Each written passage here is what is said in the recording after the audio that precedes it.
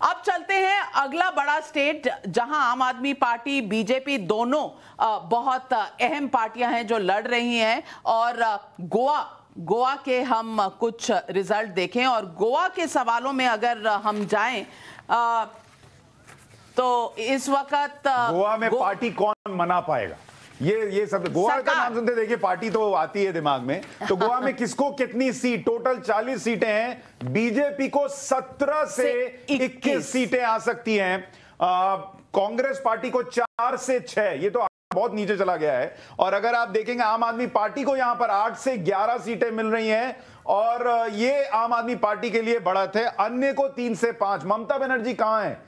वो अन्य में होंगी क्योंकि तृणमूल अभी हाल ही में शुरू हुआ है उनका वहां पर दौर। पर आम आदमी पार्टी ने बीट किया है कांग्रेस पार्टी को और 17 से 21। बड़ी बात जो मैं गोवा की बताना चाहती हूं, 17 से 21 यानी अगर 17 हुए तो ये 40 का हाफ वे मार्क नहीं है।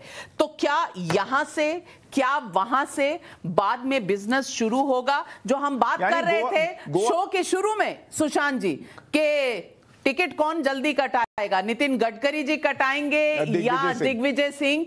मुझे लगता है आज से ही बुकिंग करा के रख लेनी चाहिए 10 मार्च की। सस्ते टिकट मिल जाएंगे। लेकिन देखिए इसका मतलब यह है नाविका जी कि गोवा फंसेगा, इसके चांसेस बहुत है। क्योंकि अगर आप वोट शेयर देखेंगे, बीजेपी को 29% वोट शेयर जा रहा है गोवा के अंदर, कांग्रेस को 18.5% जा रहा है वोट शेयर।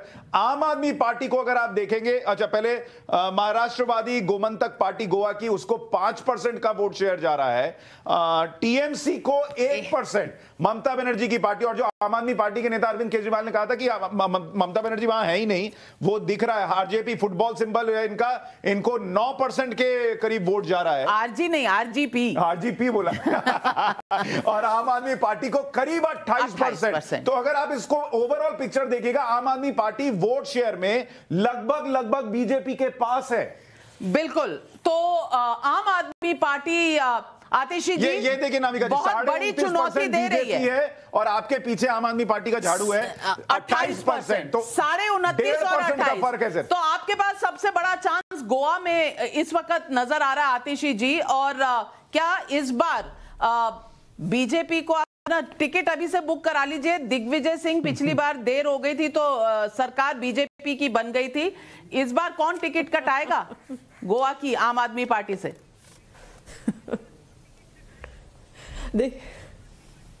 देखिए नाविका जी, अभी चुनाव में 1 महीना बाकी है। चुनाव में 1 महीने पहले अगर आम आदमी पार्टी भाजपा से सिर्फ 1.5% वोट शेयर में पीछे आ रही है तो मुझे लगता है कि जैसे अभी आपने कहा कि ये तो ट्रेलर है, पिक्चर अभी बाकी है। आम आदमी पार्टी गोवा में सरकार बनाने के लिए बहुत बड़ी दावेदार है। आज अगर आप गोवा के चुनाव को देखिए तो सीधा भाजपा और आम आदमी पार्टी की टक्कर है। और जिस तरह से उत्तराखंड में भी हम एक असंतुष्टि देखते हैं, गोवा में ये असंतुष्टि बहुत चरम पर है। ये असंतुष्टि ना सिर्फ महंगाई, बेरोजगारी की वजह से है, पर गोवा के लोग गोवा की पॉलिटिक्स से परेशान हैं। गोवा के लोग इस बात से परेशान हैं कि हम एक पार्टी को वोट देते हैं, उसके एमएलए कुछ महीने बाद दूसरी पार्टी में नजर आते हैं। हम एक कैंडिडेट को वोट देते हैं जो एक पार्टी के खिलाफ वोट करता है, उसके साथ जाके सरकार बना लेता है।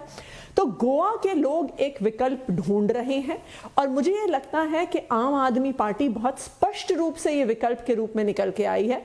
और मुझे शायद ये बहुत जल्दी भी हो सकता है कहने के लिए, लेकिन मुझे लगता है कि जब 10 मार्च को नतीजे आएंगे तो एक बहुत अच्छा चांस है कि गोवा में भी आम आदमी पार्टी की सरकार। इसमें एक चीज का एनालिसिस कीजिए, जो आतिशी ने अभी थोड़ी देर पहले कहा था उत्तराखंड के लिए। उन्होंने कहा कि हम उत्तराखंड में एक नई पार्टी हैं, फिर भी हम थोड़ा सा वहां पर हलचल पैदा कर रहे हैं। लेकिन गोवा के लिहाज से भी वो नई पार्टी है। गोवा में वो ज्यादा सीटें पा रही हैं, ज्यादा वोट शेयर पा रही हैं, किंग मेकर हो सकती हैं। उत्तराखंड में वो नई पार्टी है लेकिन ऐसा नहीं करती दिखती। क्या फर्क है दोनों जगह? नहीं, मुझे लगता है कि गोवा के अंदर आम आदमी पार्टी के लिए बेहतर मौके हैं, क्योंकि वहां पे उनका 2017 के अगर चुनाव को देखें तो उनको 6% के आसपास वोट मिला था, जो एक नई पार्टी के लिए दिल्ली के बाहर अच्छा प्रदर्शन माना जा सकता है। तो इसलिए वहां पे अगर अच्छा प्रदर्शन कर रहे हैं, अगर उनका वोट परसेंटेज बढ़ रहा है और सीट आने के चांसेस हैं, तो मैं उसको इग्नोर नहीं करता हूं। लेकिन गोवा के अंदर इस बार जो स्थिति है वो भारतीय जनता पार्टी के लिए बहुत मुश्किल वाली स्थिति है। अभी आज जब मैं आपसे बातचीत कर रहा हूं तो क्योंकि देखिए पिछली बार जो 13 एमएलए जीते थे उनमें से 7 एमएलए क्रिश्चियंस थे, और 2012 में भी जब भारतीय जनता पार्टी ने सरकार बनाई थी अपने, उनके 6 एमएलए क्रिश्चियंस थे। तो 13 में से 7 एमएलए क्रिश्चियंस है, 2 और अभी जब मैं आपसे बातचीत कर रहा हूं तो माइकल लोबो जो उनके कलंगुट के एमएलए हैं, उन्होंने भारतीय जनता पार्टी छोड़ दी है और भारतीय जनता पार्टी पर सीधे आरोप लगा रहे हैं। वहां पर प्रमोद सावंत में वो दम नहीं है जो मनोहर पारिकर के अंदर वो दम था। मनोहर पारिकर गोवा अच्छी तरीके से समझते थे, इसलिए मनोहर पारिकर ये भी कहते थे कि हम बीफ खाने को सपोर्ट करते हैं। बीजेपी क्या मनोहर पारिकर की उपस्थिति को मिस करेगा, अनुपस्थिति को?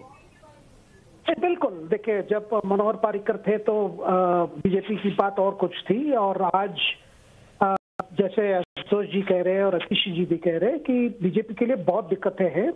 और साथ में पिछले चुनाव में आपने देखा होगा चर्च का बड़ा रोल रहता है। चर्च अपने आप एक प्रकार के एक डिक्टेट देता है अपने लाइटी को कि आप बीजेपी को हराइए। जब मनोहर पारिकर थे वो चर्च की तरफ से जो ऑपोजिशन था बीजेपी के प्रति वो कम था। इस बार चर्च का ये गुस्सा भी है कि कई कैंडिडेट जो चर्च ने बैक किया वो जाके फिर बीजेपी को समर्थन दे दिए, इसलिए चर्च का रोल वहां बहुत इंपॉर्टेंट है। लेकिन साथ ये भी कहना है कि नॉर्थ गोवा और साउथ गोवा का भी फर्क है, क्योंकि नॉर्थ गोवा ज्यादातर इतनी क्रिश्चियन वोट का इतना फर्क नहीं पड़ता जी, वहाँ कोंकणी लोग ज्यादा हैं। आप और हमसे बेहतर कौन जानता है? जैसे कह 1 महीना का समय है, देखिए कैंडिडेट कौन बनता है, किसको टिकट मिलता है, किसको टिकट नहीं मिलता है हर पार्टी से, वो भी बड़ा फैक्टर रहेगा कि फाइनली कौन जीत के आता है। दर्शकों को वैसे पता नहीं है, नाविका जी ने गोवा में रहकर पढ़ाई भी की है, तो गोवा के बहुत किस्से बताती हैं। जब गोवा बॉम्बे यूनिवर्सिटी होता था तो मैं गोवा में पढ़ रही थी और मैं वहां रही हूं, और मैं जानती हूं कि वहां की बड़ी जो तादाद है लोगों की, वहां पर कोंकणी हैं जो हिंदू भी हैं, और ये हिंदू क्रिश्चियन वहां पर इतना फर्क नहीं है। बड़ा कॉस्मोपॉलिटन सा वहां पर है। हमारे कॉलेज में भी इसी तरह का क्राउड होता था हमारी क्लास में, और दोनों के बीच में कोई ज्यादा फर्क नहीं होता था। गोवा उतनी पॉलिटिकली मुझे लगता है डिवाइडेड स्टेट नहीं है, और शायद हर पार्टी के लिए एक ऑप्शन है, एक अपॉर्चुनिटी है कि वो ये हिंदू मुस्लिम और ये जो धर्म वाली राजनीति है उस पर ज्यादा ना डिपेंड करें। तो हम देखते हैं, सवाल भी हमने लोगों से पूछे थे गोवा में। सबसे पहला सवाल हमने पूछा था, गोवा में केजरीवाल क्या बनेंगे? किंग 23.35% लोग कहते हैं किंग बनेंगे। किंग मेकर 45% लोग समझते हैं कि किंग मेकर बनेंगे। अब ये किंग मेकर कुछ नहीं बनेंगे, ये 32% लोगों को लगता है, लेकिन जो आंकड़ा है वो ये कह रहा है कि वो किंग मेकर बन सकते हैं। तो आतिशी से ये पूछना चाहिए अभी थोड़ी देर में कि अगर वो किंग मेकर के भूमिका में हुए तो कांग्रेस या बीजेपी? बिल्कुल। और टीएमसी का भी सवाल हमने लोगों से पूछा, गोवा में टीएमसी असर दिखा पाएगा? हाँ 5% लोग कहते हैं कि हाँ, नहीं 80% लोग समझते हैं कि नहीं, कह नहीं सकते 15.83% लोग कहते हैं। ममता बनर्जी इतने बड़े बड़े पोस्टर लगाए थे, वो सारे यहाँ नहीं में चले गए, क्या फायदा हुआ उन पोस्टर्स का? फिर नहीं, पर आप समझिए, ये एक साइकोलॉजिकल माइंड गेम है, और अगर नेशनल पॉलिटिक्स की तरफ देखें तो ये उनका जो माइंड गेम है सिर्फ कांग्रेस के लिए डायरेक्ट है। मुझे नहीं लगता कि तृणमूल कांग्रेस में कोई भी समझ रहा है कि वो जीतेंगे। नाविका जी, लेकिन अगर ये तस्वीर रहती है कि अरविंद केजरीवाल किंगमेकर बनते हैं और तृणमूल कांग्रेस को लोग कह रहे हैं कि कोई असर ही नहीं है, तो ममता बनर्जी का नेशनल पॉलिटिक्स में भी असर कम हो जाएगा। बिल्कुल, और यही सवाल आतिशी से पूछेंगे। गोवा में तृणमूल का असर तो हमने दिखा दिया, नहीं 80। तीसरा सवाल जो हमने पूछा कि सीएम कैंडिडेट कौन होगा? गोवा में मुख्यमंत्री पद की पहली पसंद प्रमोद सावंत, तकरीबन 24.5% लोग समझते हैं प्रमोद सावंत। दूसरा ऑप्शन दिगंबर कामत, कांग्रेस के 8% लोग समझते हैं कि दिगंबर कामत होंगे। उसके बाद अगर हम देखें तो 7% बिल्कुल। और गोवा में मुख्यमंत्री पद की पहली पसंद आपके उम्मीदवार 19% लोग कहते हैं। तो इस तरह का आ रहा है ऑप्शन। और आतिशी जी, अगर ममता बनर्जी सोच रही थी कि निपटाएंगी राहुल गांधी जी की पार्टी को और दावेदार बनेंगी नेशनल पॉलिटिक्स में central fulcrum of opposition alliance, तो क्या किंग मेकर या किंग बनकर केजरीवाल नहीं बन जाएंगे? क्योंकि फिर केजरीवाल की अगर सरकार हो या अलायंस हो तो क्या ममता बनर्जी को चुनौती केजरीवाल से रहेगी? नंबर 1 का सवाल। और नंबर 2 का सवाल, अगर हंग होता है तो आप किसके साथ जाएंगे, कांग्रेस या बीजेपी?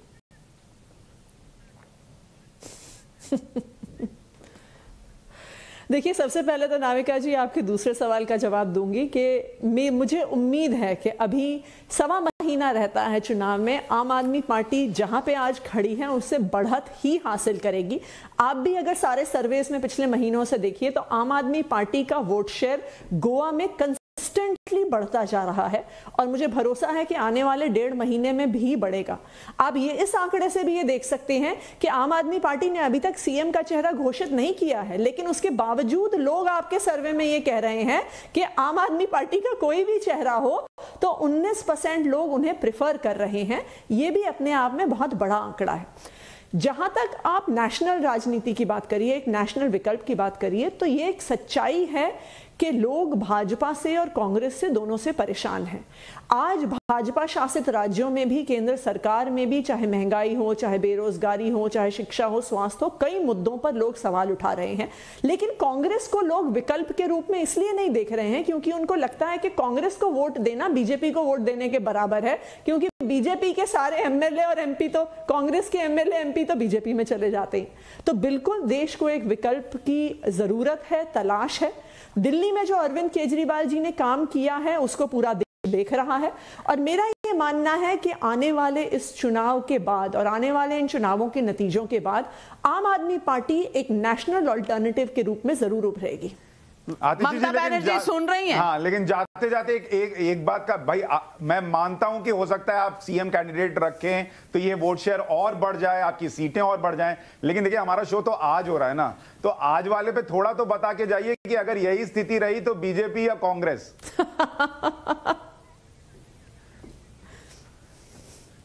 देखिए, आपको तो पता है ना बीजेपी ना कांग्रेस, आम आदमी पार्टी कभी भी इन दोनों पार्टियों के साथ खड़ी नहीं रही है। और दूसरा, जैसा मैंने कहा कि अगर आप आम आदमी पार्टी का बढ़ता हुआ वोट शेयर देखिए को चेन लगाकर रख लीजिएगा। मेरा मानना है, ऐसा मेरा मानना यही लगा था, पिछली बार दिग्विजय सिंह जी को भी यही लगा था। टिकट आज से बुक करवा लीजिएगा और चेन मोटी वाली खरीद लीजिएगा। नाविका जी, आम आदमी पार्टी एक इकलौती पार्टी है जिसमें इतने प्रयास के बाद भी भाजपा एक भी एमएलए नहीं तोड़ पाई। सारी CBI, Delhi police, ED, income tax, जितना आम आदमी पार्टी पे प्रहार हुआ है शायद किसी पार्टी पे नहीं हुआ। आशुतोष जी बहुत छोटे में जोड़िएगा, आपको जोड़ना चाह रहे हैं। आशुतोष जी ब्रेक लेना, छोटे में आपको जोड़ना चाह रहे हैं। देखिए, आम आदमी पार्टी के लिए अच्छी बात यह है कि वहां 14 फरवरी को वोट की काउंटिंग नहीं होगी, वहां 10 मार्च को होगा, तो वो पंजाब का रिजल्ट उस दिन आ रहा होगा। वैसे में अगर गोवा में कोई ऐसी स्थिति बनी तो वो आप समझिए गोवा में कहां पे आम आदमी पार्टी होगी। दूसरी, मुझे ऐसा लगता है कि आम आदमी पार्टी ने 2017 में गोवा में माइनॉरिटी पॉलिटिक्स की थी, इस बार वो मेजॉरिटी पॉलिटिक्स कर रहे हैं, तो इस बार वो भारतीय जनता पार्टी का वोट काटने जा रहे हो, कांग्रेस पार्टी को नुकसान नहीं पहुंचाएंगे। आप इस बात को नोट करके रखिएगा। चलिए, हम नोट कर रहे हैं, पर आपने इशारों में जो बात कही पता नहीं कितने लोगों को समझ में आई है, लेकिन शायद अगले ओपिनियन पोल तक समझ आ जाएगी, और नहीं तो आपसे विस्तार से पूछेंगे कि आप कहना क्या चाह रहे थे और इशारा किस तरफ था। तो और जैसे ही हमने दिखाए हैं आंकड़े गोवा के, हमारे साथ जुड़ रहे हैं गोवा के मुख्यमंत्री प्रमोद सावंत जी। प्रमोद सावंत जी, सबसे पहला सवाल तो यही है कि 17 से 21 सीटें, यानी थोड़ा टाइट रोप वॉक है, अगर कम पड़े तो क्या फिर से पिछली बार की तरह 2017 की तरह खरीद फरोख्त का इंतजाम पूरा किया हुआ है? मैं ये बात बताऊंगा कि हमें कुछ सीट नहीं कम पड़ेंगे। 2022 में हम 22+ सीट के साथ हम पूरे बहुमत से जीत के आएंगे। अच्छा प्रमोद सावंत जी, ये सवाल हमने आम आदमी पार्टी की आतिशी जी से भी पूछा है कि अगर स्थिति ऐसी बनी जो अभी दिख रही है कि 17 से 21 में 21 वाला हिस्सा ना आकर 17 आया, तो क्या आम आदमी पार्टी के दरवाजे खुले होंगे कि उनसे मदद ली जा सके, या पिछली बार की तरह विधायक दूसरी पार्टियों के इधर से इधर आएंगे, पार्टी का बिना लोगो अपने सीने पर लगाए हुए? मैं फिर से कहता हूं कि हमें पूरा विश्वास है, हम पूरे बहुमत के साथ गोवा में जीत के आएंगे। आज ही एक क्रिश्चियन एमएलए ने और जो मंत्री भी हैं उन्होंने रिजाइन किया है, तो क्या इस बार माइनॉरिटी वोट यानी कि क्रिश्चियन वोट का चैलेंज रहेगा प्रमोद सावंत जी? बिल्कुल नहीं, एक ने रिजाइन किया, बाकी तो सभी लोग यानी 14 एमएलए इज विद अस। तो इसीलिए लगता है कि माइनॉरिटी वोट्स जो है, जो भारतीय जनता पार्टी के साथ पहले भी है, वो अभी भी भारतीय जनता पार्टी के साथ में रहेंगे। हमारे साथ जुड़ने के लिए प्रमोद सावंत जी आपका बहुत बहुत धन्यवाद। तो आज पहले घंटे में हमने आपको 2 राज्यों के पोल के रिजल्ट बताए। सबसे पहले आपको बताया उत्तराखंड का अगर हम आंकड़े दिखा दें तो बीजेपी मोस्ट फेवर्ड पार्टी नजर आ रही है उत्तराखंड में सरकार बनाने के लिए हमारे ओपिनियन पोल में। और अगर हम गोवा की बात करें तो गोवा में आम आदमी पार्टी स्पॉइलर हो सकती है, किंग या किंग मेकर की पोजीशन में है। बीजेपी 17 से 21 सीटों में शायद फुल मेजॉरिटी तक बना भी सकती है, नहीं भी। तो क्या रोल रहेगा इस पर केजरीवाल पर नजरें हमें रखनी पड़ेंगी। और केजरीवाल जी पे नजर पंजाब में भी है। तो अगला हम छोटे से ब्रेक के बाद जब लौटेंगे नाविका जी, तो गोवा और उत्तराखंड के बाद बात करेंगे पंजाब की सियासत बड़ी दिलचस्प हो चुकी है। कांग्रेस है, कैप्टन अमरिंदर सिंह की पार्टी है, किसानों की पार्टी है, आम आदमी पार्टी है और शिरोमणि अकाली दल का दावा है कि वो वापसी कर रहे हैं। ऐसे में पंजाब के ओपिनियन पोल के नतीजे क्या कह रहे हैं? बिल्कुल, छोटे से ब्रेक तो लेते हैं एक छोटा सा ब्रेक और वापस लौटते हैं। उत्तराखंड और गोवा के बाद सीधा पंजाब चलेंगे।